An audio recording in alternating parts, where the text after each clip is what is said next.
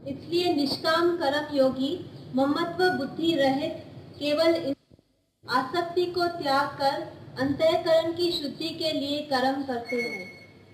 निष्काम कर्म जो है वो मन से, बुद्धि से, शरीर से भी सबकी सेवा करे, निष्काम सेवा करे, ऐसे उसका अंतःकरण शुद्ध होगा। अंतःकरण की शुद्धि के लिए उसको निष्काम होना ही पड़ेगा, नहीं तो अंदर शुद्ध नहीं होगा।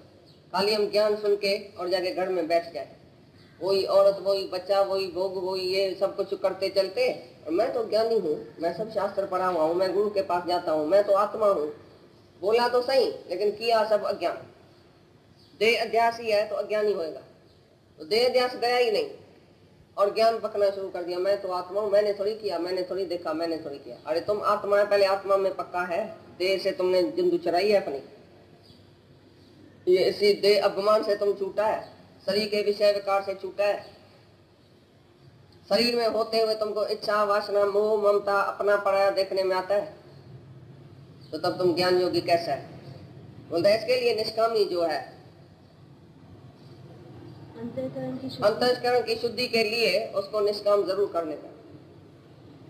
इसमें उसका अंदर शुद्ध हो जाएगा। भाई दूसरे के लिए अपना सुख छोड़ेगा तभी दूसरे के लिए बैठेगा ना। उसमें अपने सुख की इच्छा, अपनी वासनाएं, अपना घूमना, अपना फिरना, अपना खाना, अपना सुख सब भूल जाएगा दूसरे के प्यार।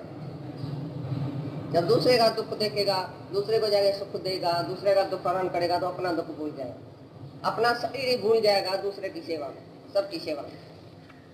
तो देह अध्यास सबकी सेवा में जाता है, वरना निष्काम कर्म से बड़ा देह अभिमान चला जाता है और ज्ञान भी पक्का होता है।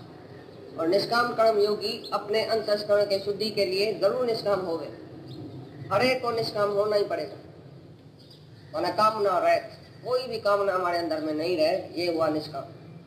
तभी वो सबके फायदे में, सबकी भलाई में, सबकी सेवा में रह सकता है, जिसको अपनी कामना नहीं है, निष्काम है, फल की इच्छा नहीं है, कुछ भी चाहिए नहीं, तभी वो निष्काम कर्म योगी जो है उसकी अंदर की शुद्धि होगी। जैसा जैसा तुम दूसरे के लिए सोचेगा, अपना सुख छोड़ेगा, तैसे तैसे तुम्हारा अंदर शुद्ध होगा। जैसे अंदर शुद्ध होएगा तैसे आत्मा पक्की होगी, ज्ञान योग भी पक्का होएगा। निष्काम कर्म योगी का ज्ञान योग जल्दी पक्का होता है। और जो निष्कामी नहीं है, खाली ज्ञान योगी बन के बैठता है, तो मैं कर्म क्यों करूं, मैं निष्काम क्यों हो जाऊं, मैं दूसरे के लिए ऐसा क्यों करूं, मैं अपने घर में बैठा हूं ना, मेरे को ज्ञान है, काहे के लिए मैं सत्संग करूं, काहे के लिए मैं दूसरे के लिए जीऊं। तो ऐसा कोई बोलेगा तो कभी भी ज्ञान योग में पक्का नहीं होगा। फिर वो देह अध्यासी देह का ही कर्म करेगा, देह के विषय विकार में फंसता जाएगा और बोलेगा मैं थोड़ी फंसता हूँ, मैं तो ज्ञानी हूँ। बैठा है संबंध के बीच में, बैठा है व्यवहार के बीच में, बैठा है मोह माया के बीच में और बोलता है मैं ज्ञानी। लेकिन निष्कामी होगा, दूसरे के लिए जिएगा ना, अपना सकामी बंधन छूट जाएगा, मैं और मेरा छूट जाएगा, अपना सुख छूट जाएगा, जब भी दूसरे के लिए सोचेगा। इसके लिए बोलता है निष्काम जो है वो तुम्हारे अंतःकरण की शुद्धि करेगा।